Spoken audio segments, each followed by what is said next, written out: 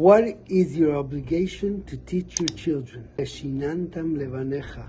That's what it says in the Shema. You shall teach this to your children.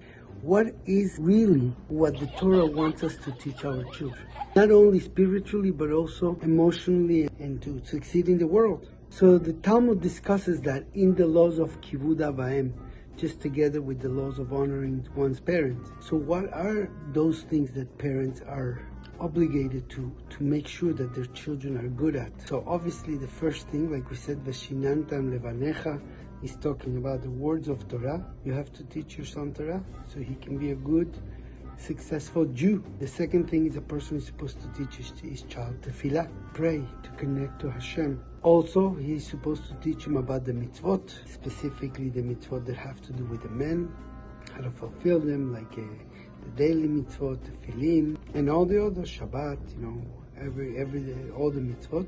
And also a person is obligated to teach his son a trade, a good trade, something that he could make money with, something that he's able to be successful at. So he can bring money into the home, and he can create family and provide for them,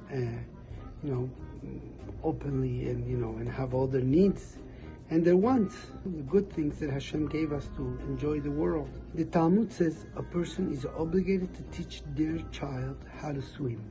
So why is it so important out of everything? Maybe you should teach your son how to be a basketball player, or a sport, or to do exercise. Why is the importance of teaching our children how to swim?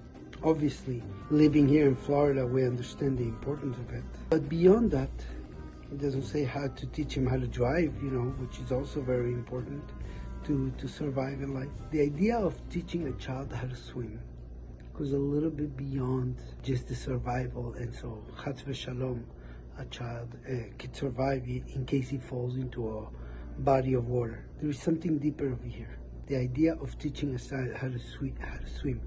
When the Talmud says the words, he says how to swim like a person swims against the current, like on a beach, when you have the waves coming toward you and then you go against the current and you can swim in. And the idea of it is not only to swim in the water, but to swim in the world, to swim against the current.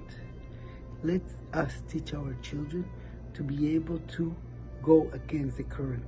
Do not be a follower who follows the trends of the world and what people are saying and what people are practicing, and what the world is preaching, and what the new era and modern age. But teach him values that he will be able to go against the current, that he should be able to go against just this same message, this same powerful message. The idea of going against the current to be a Jew. We found it in Avraham Avinu, who is the first man who had a Brit Milah. Why did Hashem give him the gift of a Brit Milah, of a covenant so strong that he remained with him forever? And for his children and for his grandchildren, for the rest of the generations. With Abraham, a forefather, what was he called? Avraham Ivri, Abraham the Hebrew. What is the Hebrew means? He's from the other side. The entire world did something and he was able to go against the current.